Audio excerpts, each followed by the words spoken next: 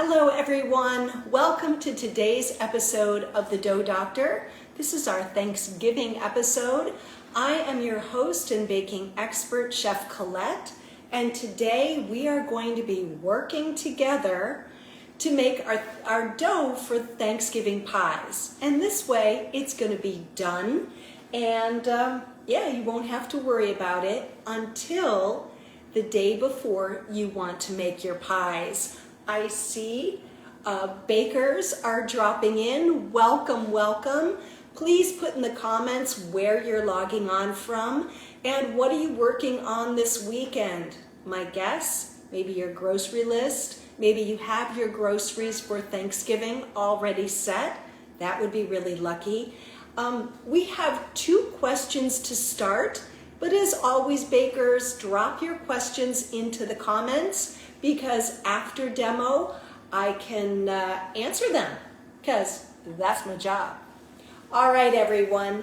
I had put out a post on Monday with the grocery list for our Thanksgiving pie dough and also the recipe so you could have it weighed out or measured out, however you like to weigh out your ingredients. As you all know, I'm a big proponent of using a scale because that's more accurate, but you may only really bake pies once a year at Thanksgiving, so the amounts, so however you want to weigh out is totally fine, but scales are more accurate.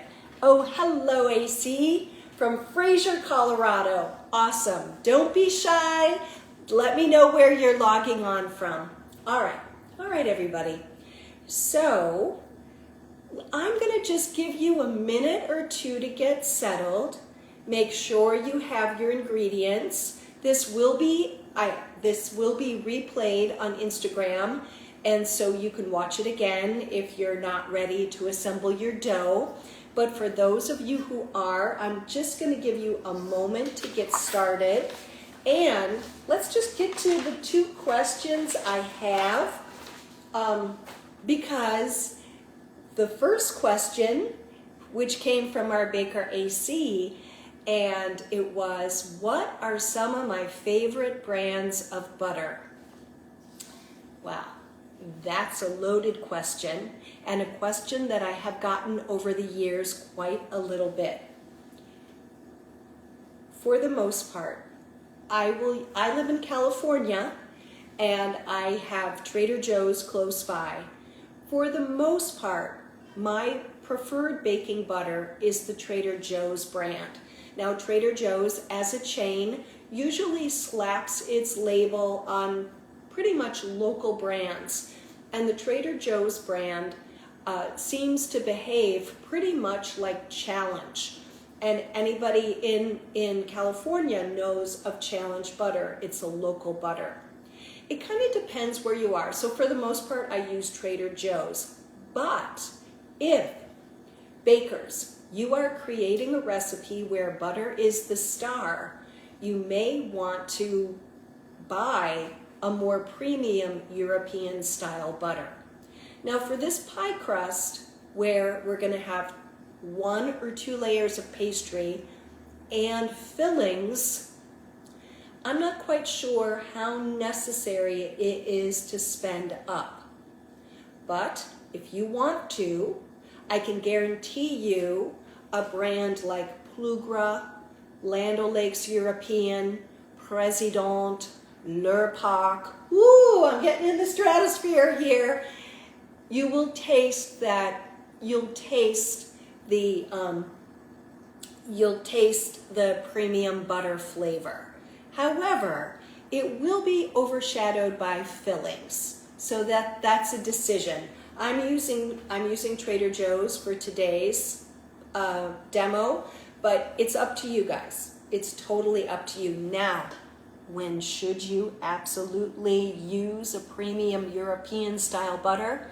And that would be when you're making a recipe like croissants, like biscuits, like puff pastry, where the butter is literally the star of the show.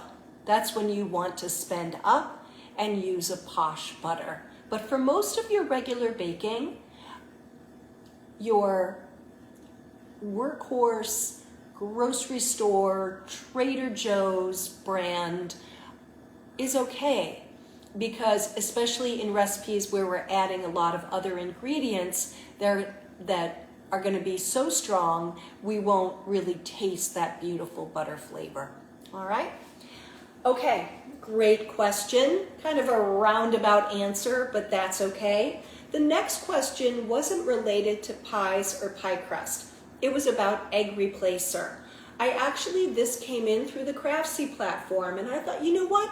I'm going to talk to my bakers about egg replacers, because you may be baking for friends and family that you don't bake or cook for that often, and they may have an egg sensitivity, or they may be vegan. So what do?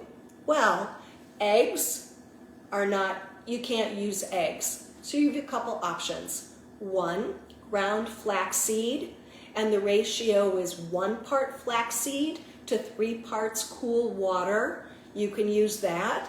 And I really recommend, when you get into egg replacers, weigh your ingredients. It's just not precise enough to be working with tablespoons and trying to figure it out. The average large egg weighs 50 grams, and most recipes are written using large eggs. Written, tested, designed, thought of, all the things using grade A large eggs, which on average weigh between 49 to 50 grams. Not too much wiggle room there, all right? So you could use flaxseed. You can buy an egg replacer. My favorite one is Bob's Red Mill egg replacer. You can pretty much find it in mainstream supermarkets. You know that little display where it's always Bob's Red Mill, sometimes Arrowhead Mills. I love talking indefinites. I shouldn't do that. Bob's Red Mill, there'll be Arrowhead Mills, some of the more boutique flour brands, or that's where we find our almond flour, or the boutique flours. You'll see egg replacer, and you just follow the directions on the package. Last but not least is garbanzo bean water, otherwise known as aquafaba. That can be a really great substitute for eggs, especially when we're whipping them. Now, I have not done a demo for you on aquafaba. If you would like one, maybe in the new year, please put it in the comments and I'll set one up. So those are basically the egg substitutes, but egg, if someone has an egg sensitivity or they're vegan, then you probably want to stay away from eggs. If you have further questions, you can always message me and I'll get back to you as soon as I can. Oh, and by the way, please, this is a heavy baking week for us. Don't hesitate to reach out if you're in a bind. You're like, oh my goodness, what do I do? I'll be right there for you. I'm going to have a quiet Thanksgiving myself, so I'll be available to answer your questions. All right, are you ready to make this dough? Let's do it. No, let's dough it. Oh my God, I'm so silly today. Let's go through our ingredients really quickly, and then we're going to start mixing. And we'll talk about equipment too. Now, I'm making this dough by hand. We'll talk briefly at the end about how you can make it with a mixer if you want to, but we're working by hand right now. And I'll make sure that you can see everything. We're starting out with 340 grams of unbleached all-purpose flour. This will make 2 pie crusts and enough left over for a top. 340 grams of unbleached all-purpose flour. The unbleached is important, and bakers, I think I said this last time, I've been talking so much about the phenomenon that is Thanksgiving baking that I apologize if I repeat myself. So here's the thing.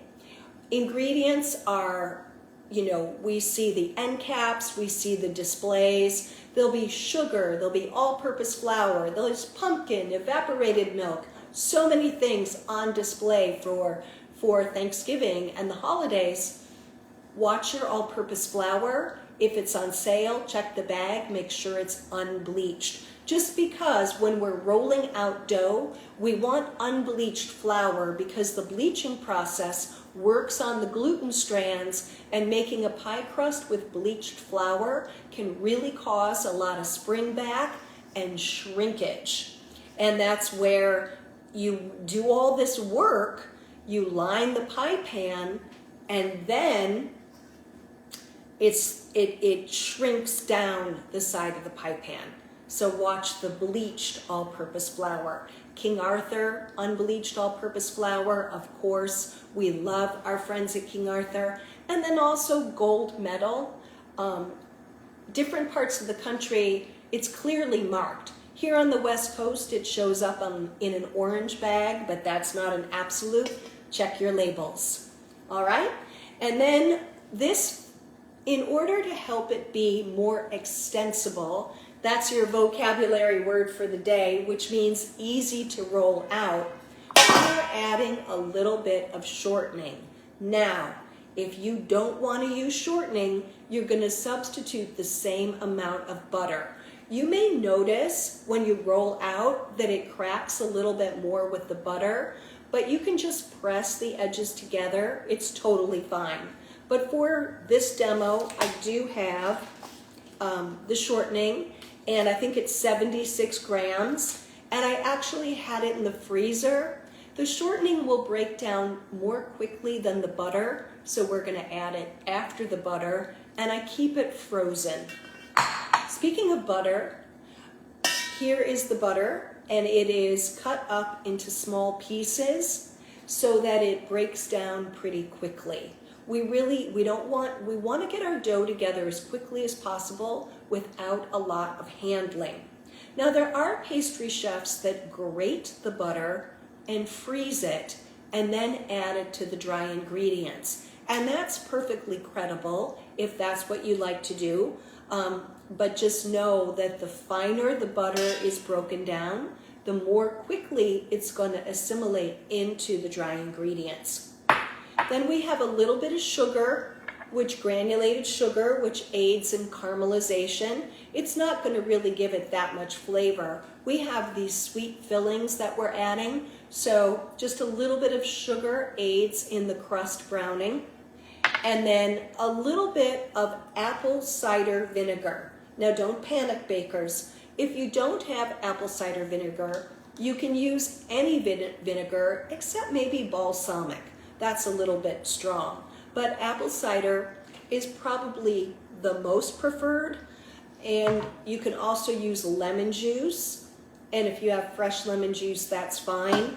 But I've talked about this before. I always keep one of these little lemon plastic things. Put it in the comments if you do too, because I think these are great.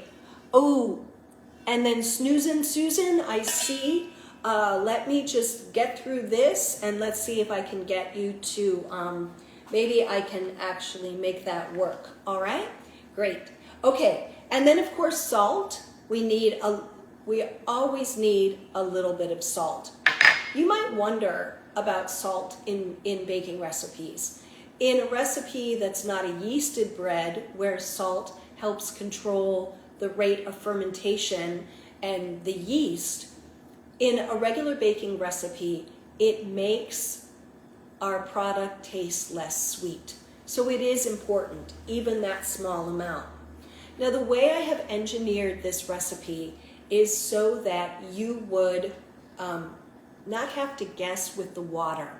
You know, I would guess there are people in the audience who came to my sur la table classes, and the recipes, we would work together, and the hardest thing was in the recipes, those recipes, the water was always the variable. And it's just not fair. If you add too much, you got a hot mess. If you add too little, you have a hot mess. So I try to get this to be perfect, and it is. It's pretty close to perfect. We like perfect. Ice water, and then I'm going to measure out a half cup, which is 113 grams of ice cold water. All right? So now we have choices. Again, we come to Thanksgiving. Some of you, maybe you've been baking straight. You bake once a week, twice a week, 3 times a week. But a lot of times with the holidays, you may not have put a dough together for a while. So I'm going to give you lots of options. Now, the first thing we're going to do is sift the dry ingredients. But if you don't have a sifter, or grandma's sifter is broken or lost, you can whisk them together, and it's fine. For this, it's fine. So I'm going to go ahead and do that. When you need to sift, you guys know, I tell you. So we're going to dump, because that's what it is, we're going to dump the flour, the sugar, and the salt. Whoops. I got to scrape the salt out in the mixer bowl. And bakers, you want to use the widest mixing bowl you have. We need surface area when we're making this dough. Now, if you wanted to use the mixer, you would do the same thing, but you would attach the paddle attachment. And so dry ingredients first. Then I'm just going to whisk the dry ingredients together. And next, the butter is going in. Now you have options. Make sure you get, and it's unsalted butter, by the way. Salted butter, with a few exceptions, is going to make your baked goods just taste awful. Unsalted butter, always. So you could mix your butter in using a pastry blender, or you could use, this is a plastic bowl scraper, and it goes curved side down, or you could use forks. All right? So I know you have these, you might have these, and you might have this in the back of the drawer. I'm going to try to not use my hands because butter begins to melt out at about 80 to 84 degrees. It really begins to soften up. And we're going for a flaky pie crust. And I'll talk a little bit more about a pie crust that's a little bit better for custard pies in a second. But the first one we're going to deal with is a flaky pie crust. So I'm going to start with my bowl scraper, and I'm just going to chop the butter and flour together. And I want the butter to be about the size of cornflakes. You know, you read a million recipes that say, oh, it should look like peas. It should look like oatmeal. It should look like whatever. But I think cornflakes is a pretty good descriptor. So again, if I got my hands in there, I would start to literally break down the butter, and it would begin to coat the particles of flour, and that's not really what I want. So butter first, and I'm getting a little wild here.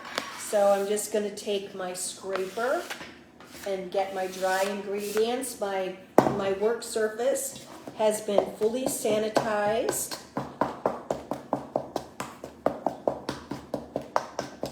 So I can just scrape things up. All right.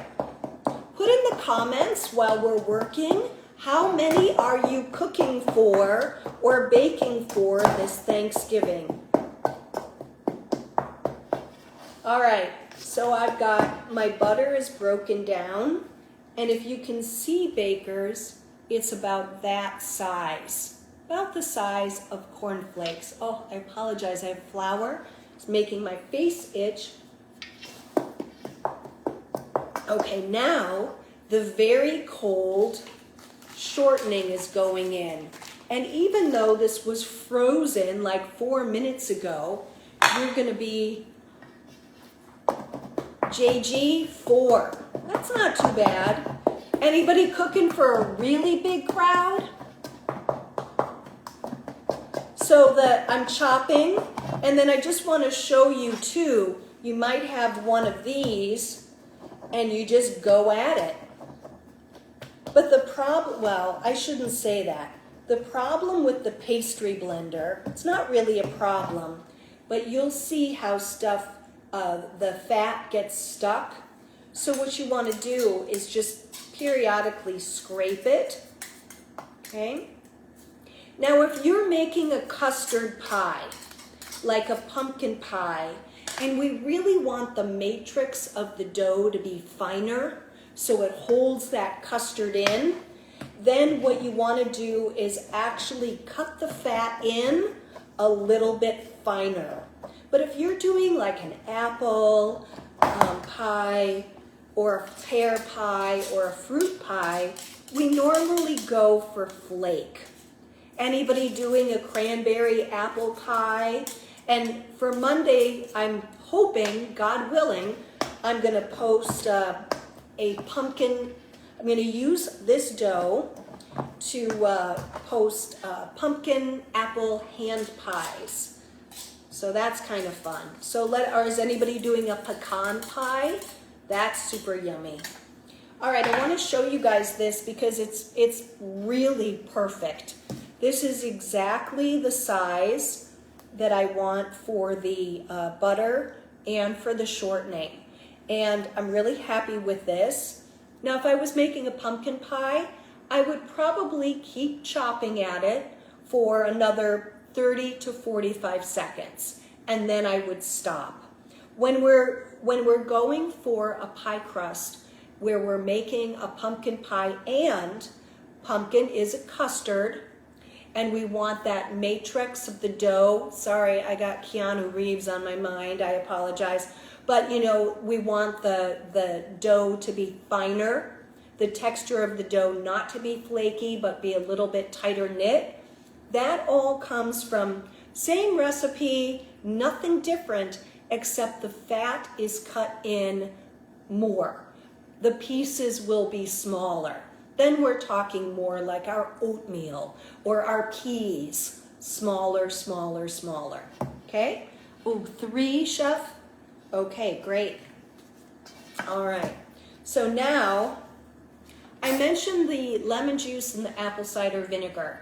They are gluten inhibitors. So what does that mean? That means that by adding this little bit of apple cider vinegar, what's going to happen that as I continue to mix, the vinegar or the lemon juice is going to cut the gluten strands as I'm mixing the dough and developing the gluten I need enough gluten to roll out the dough, but I don't want my dough to be oh my God. I don't want my dough to be, I want it to be tender. I don't want it to be, the fork has got to go through it.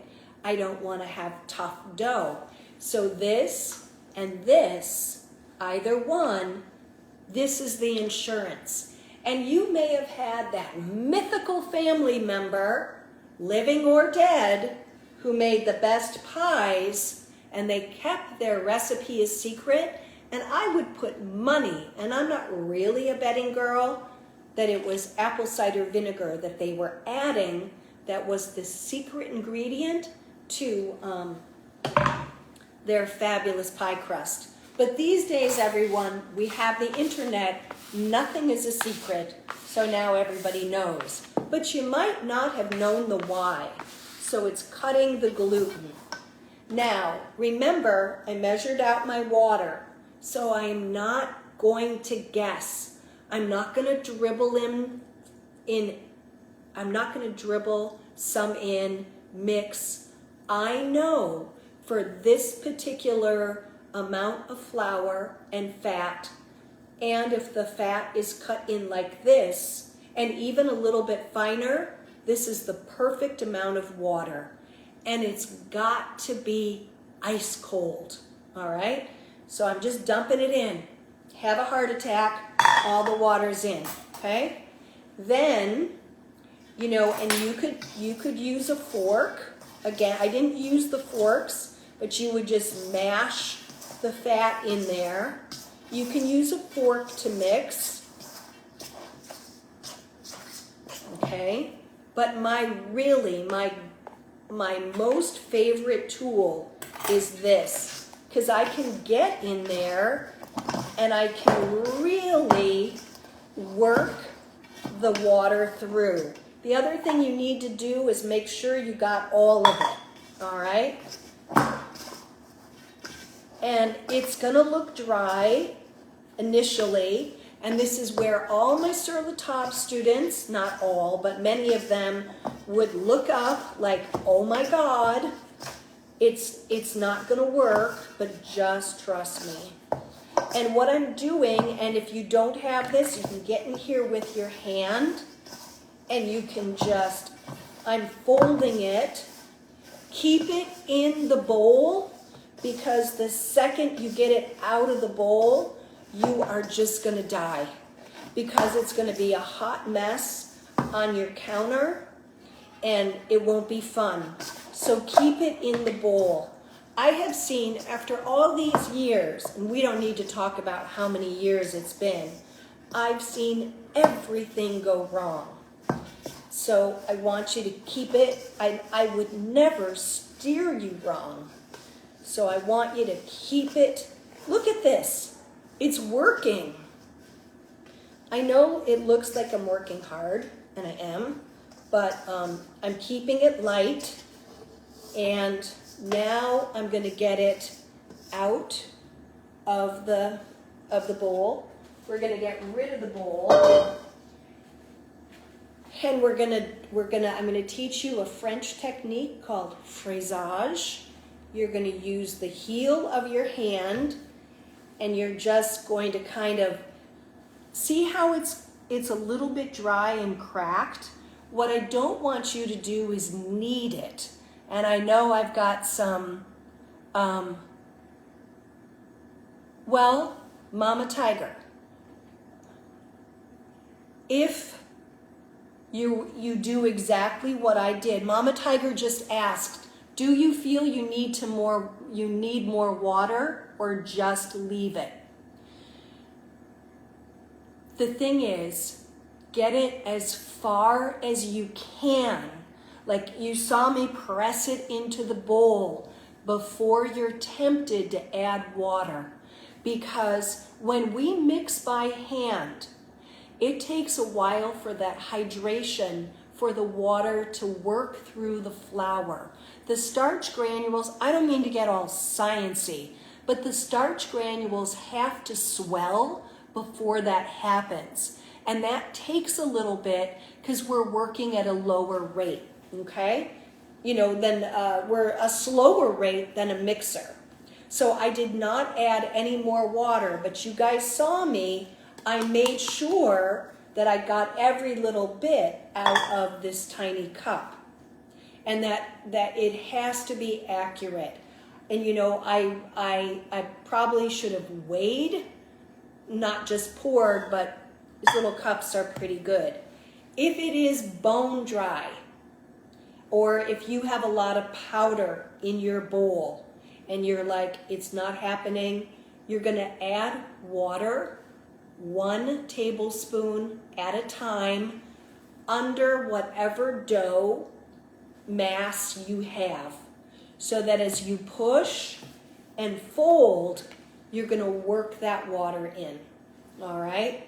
Because it'll be on the bottom and you'll be able to work it through instead of sprinkling it over the top and hoping that it gets in, all right? Okay, so, okay, AC, that's a great question. We're going to get to that. All right, so the next thing you're gonna do, once you get it together and you've sort of smoothed it out with the heel of your hand,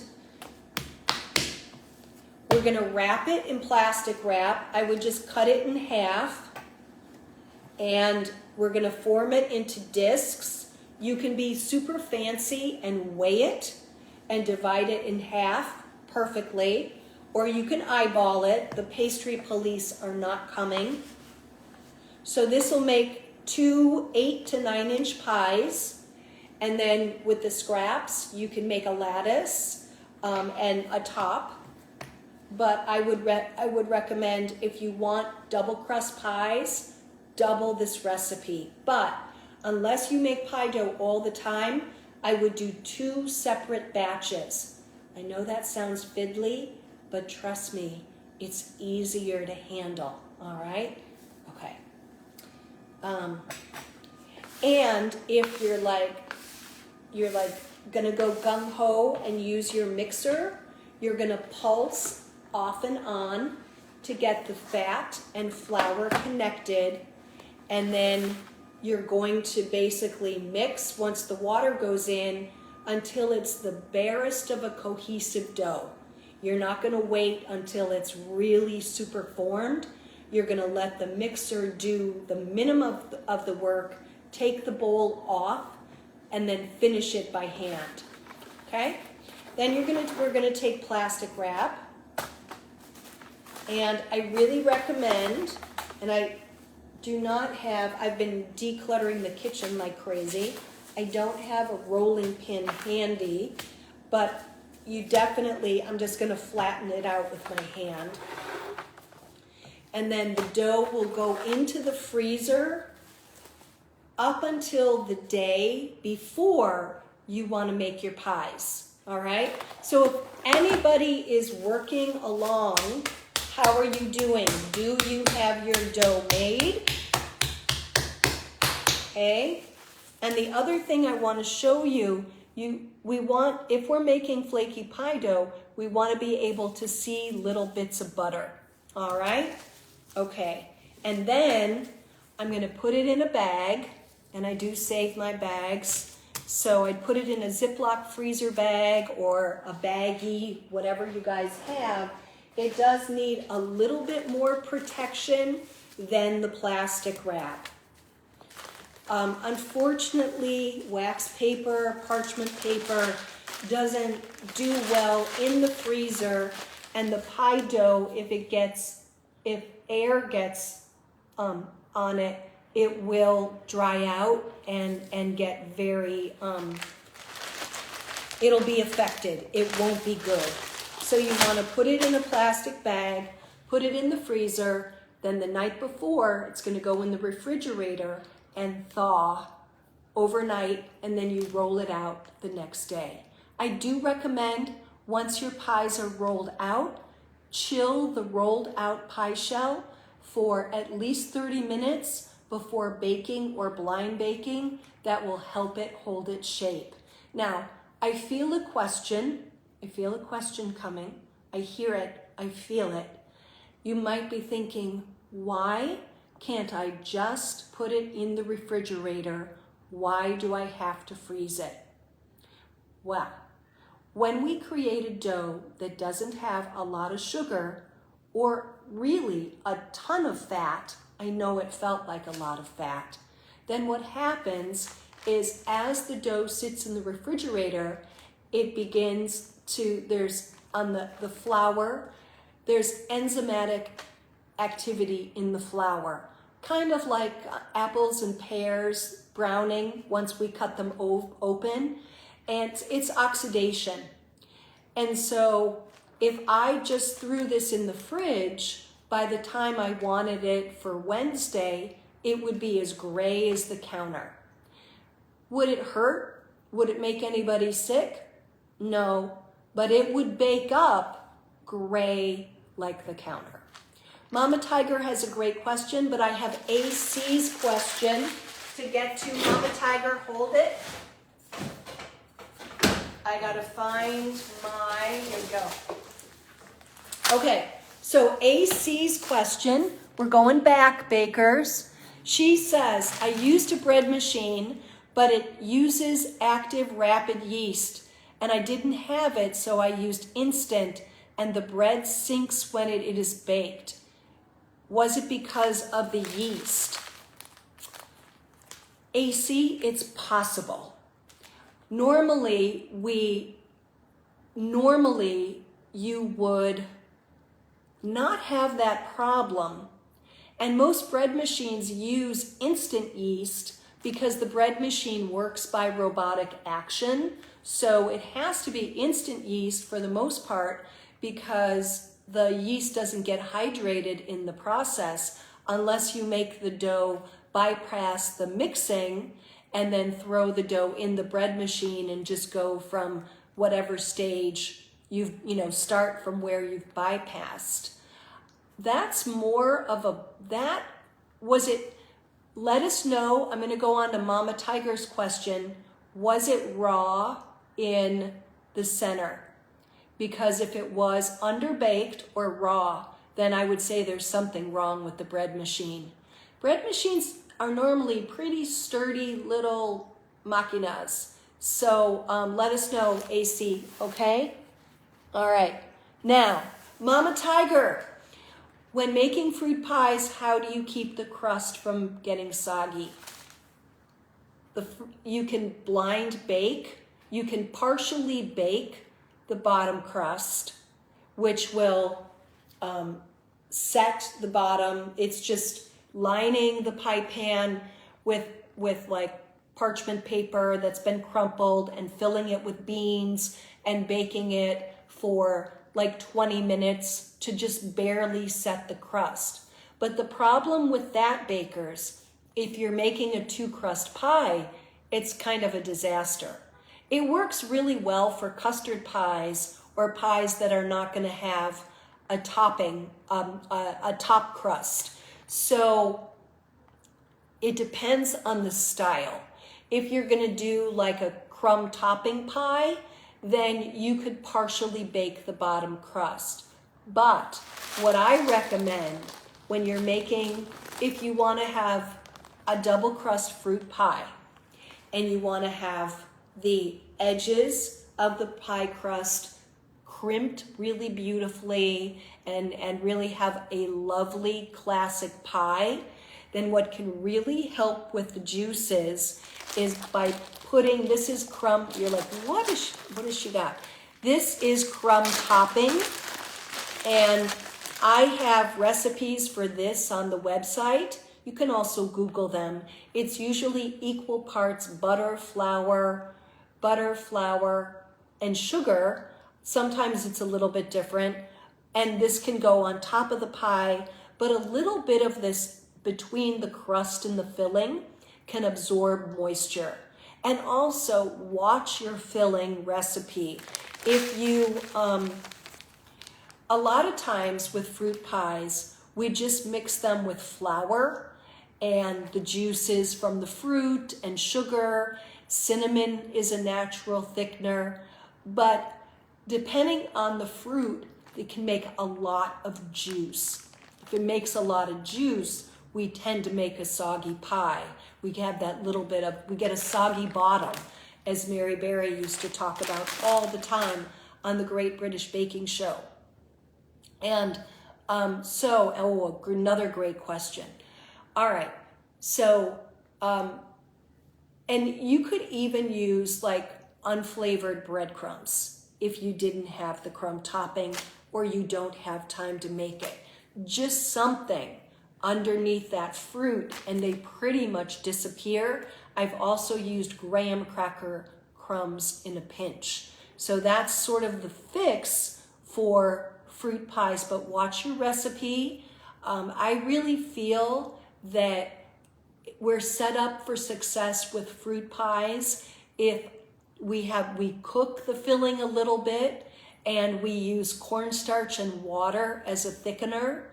Again, on my website, bakingwithcolette.com, there's a search function. The tab is recipe and blog posts. And I did a whole series a couple years back on Thanksgiving pies. So tons of information on the website, okay? So, and then Chef Daniel is suggesting clear gel. That can also work, but clear gel, which I have right here, works really well for summer fruits like cherries and berries, but in testing this, it worked less well for apples and pears. There was almost, I felt the texture was off. For apples and pears, you really want a cornstarch.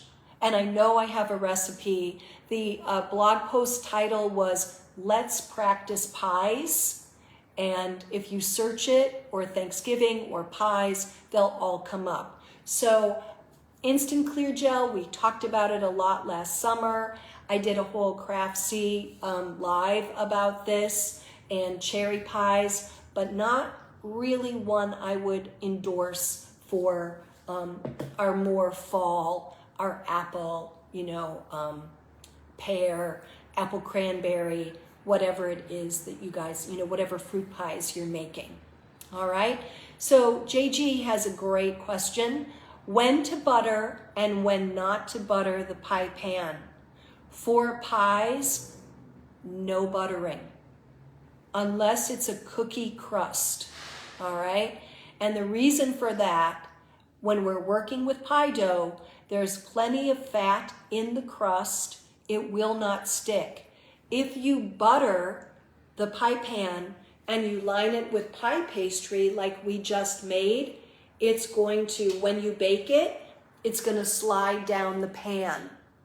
And that is what we don't want. You guys are working hard this week. You're making lovely pastry, you're crimping your edges, you're doing designs, and so we want the pie crust to keep its shape. And the other thing about making your pie crust today and freezing it, that time in the freezer and then the overnight thaw in the fridge gives a little bit more time for the flour granules to hydrate and for the gluten, because we did create gluten, not as much as in bread, to relax so you guys can roll out your dough with ease. And that helps your pie crust keep its shape. And then once you line your pie pans, like I suggested, chill for at least 30 minutes before baking. All right?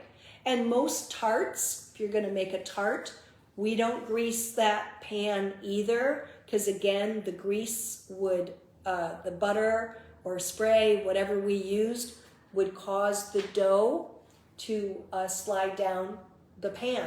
So that's a good rule of thumb for you guys. I see this a lot with my culinary students. When, it's such a question, when to grease, when not to grease. If the dough or the cookie or whatever it is you're making has a lot of fat in it, and then you don't need to grease. Now, cakes, we always need to grease. For a batter, we need to grease. Batters are in pans. They need to be supported. We grease the pans. We line the bottoms. But typically, our pie doughs, our tart doughs are full of fat, usually butter, and so we don't have to grease pans. I can't even think. And then for cookies, because sometimes students will grease the parchment paper. If it's a cookie, it's got a lot of fat in it, just plain old parchment paper on the tray, no need to grease. There are some exceptions, but not in general, no. All right, you guys, I'm sorry about the live videos. I have not quite mastered that. I am working on it. I hope you enjoyed the show today. Wonderful questions, great comments. We'll be back the first Saturday in December. And if you liked the demo, you liked working at the same time and having class, or not class, got like class on the brain, having the show be more interactive, let me know, and I'll come up with a demo for the first week in December. Stay safe, Take care. Happy Thanksgiving. I am super grateful for you. All right, guys. Happy baking. Bye.